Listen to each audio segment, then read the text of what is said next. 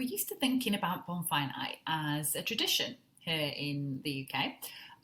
But what if it is actually a moment for personal rebellion? So, hello, my name's Suze Hughes. I am founder here at the Conscious Crystal Collective. Welcome back. And today we're kind of going to be exploring how Bonfire Night can inspire us to break free of limiting beliefs and make space for fresh perspectives and renewed purpose. So, if you are familiar with Bonfire Night, as you will be if you're from Britain, maybe not if you're from other countries, it's a really big part of our tradition, you know. Bonfire Night is essentially a celebration that we have on November the 5th, where we celebrate the fact that Guy Fawkes and a group of conspirators back in 1605 plotted to blow up the Houses of Parliament, and that plan was actually foiled. And they were all arrested and sentenced to death. So it's that sort of their aim and their point, I guess, of trying to blow up the Houses of Parliament was to challenge those sort of like political structures, the oppressive structures that they had in place, and create that space for change. That was what they wanted to do. And so even though that plot didn't work out, even though they didn't manage to blow up the Houses of Parliament, you know, Bonfire Night is really symbolic for that idea, that reminder, if you like, of rebellion and release and courage to question limitations. So beyond that, beyond the historical story, Bonfire Night really does invite us to reflect on our own lives, our own structures. It's an opportunity really to look inward and ask ourselves, you know, like, what is it that we are ready to release? What beliefs, what habits, what expectations might feel restrictive or out of alignment for us right now? And just as Guy Fawkes and his group sought to shake things up, shall we say, you know, we too can think about what it is that we're ready to release. So it's this idea of like a personal revolution. We're not necessarily going to be blowing up political structures, but in terms of our internal structures and the limitations that we place on ourselves, this is like the perfect time to release. So it feel really limiting. And, you know, that might be a belief around productivity. So the feeling that we always need to be doing to be valuable. We always need to be achieving. And that often makes us feel like just resting is a bad thing, or we can feel guilty for taking rest. It might be the pressure to meet societal standards around body image, the way that we look, our weight, our hair, grey hair, wrinkles, you know, like certain clothes. And it might be societal expectations around success as well, you know, earning a certain amount of money, for example. And all these things don't actually align with who we are in our core. Like, we're not, they're all these sort of arbitrary measures of success and good enoughness that we're kind of striving to meet, that are not actually coming from us. They're coming from the structures around us and the worlds that we live in. So for the, you know, because of that, that does create a tension. It creates this almost like inner conflict between our subconscious beliefs that we hold about the world and what we believe to be true, and then our conscious mind, which is a logical, rational part of our brains that knows that these things are made up. We know that it's not true. You know, that if we can't fit into those jeans, then we're not good enough. Maybe they're just a smaller size. Even if they're not, even if we've gained weight, that doesn't affect our worth one little bit. We know this to be true logically and rationally.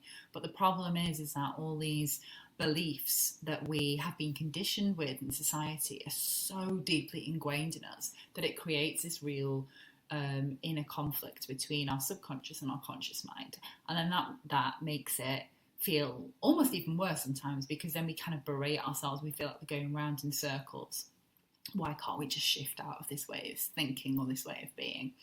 So with that, Bonfire Night is a really good time to release, to let go of these beliefs that we hold in our subconscious, and to make space for something that is more aligned with who we truly are. So by releasing that idea that our worth is tied to how busy we are, or how we look to other people, we're going to create room for a more healthy, more empowered sense of self. And one really that honours rest, balance, and authenticity. So if you're feeling called then to explore this theme of release and transformation, there are a few crystals that can support you. So firstly, we have the black obsidian, which is, the light is not great in here, known for grounding and protection. So this black obsidian helps us to feel safe as we reflect and release. We also have smoky quartz, and smoky quartz is a grounding crystal. It really helps us to very gently let go of old patterns or beliefs that no longer serve us. And I will just reach across here. We also have carnelian. It's a cute little tumble here. Carnelian is such an incredible crystal, a crystal of creativity and this real get up and go energy. So it really supports us as we step into our true selves, and ignites those passions that align with our values. So in the collective, which is our membership community, we're diving into Bonfire Night with a guided ritual for intentional release and personal transformation. But if you're interested in starting your own reflective practice, then here are a few simple journaling prompts and affirmations to support you. So firstly, you can ask yourself, get yourself a pen, paper, journal, or you can simply just sit with these questions right now, and you can just pause me. What beliefs or expectations feel restrictive or out of alignment with who I am?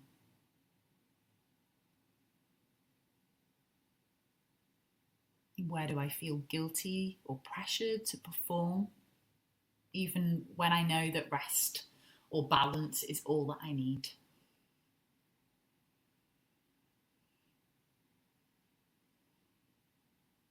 What would a life that honours my authentic values look like? So take some time to reflect on these questions, and just see what comes up.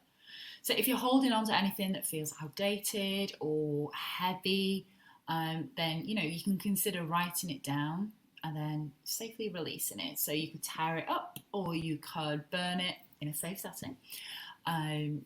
That is a really good way of releasing those things that you've been holding on to. Alternatively, you could also visualize. You can just visualize the paper burning in front of you, and that's a nice way to do it too.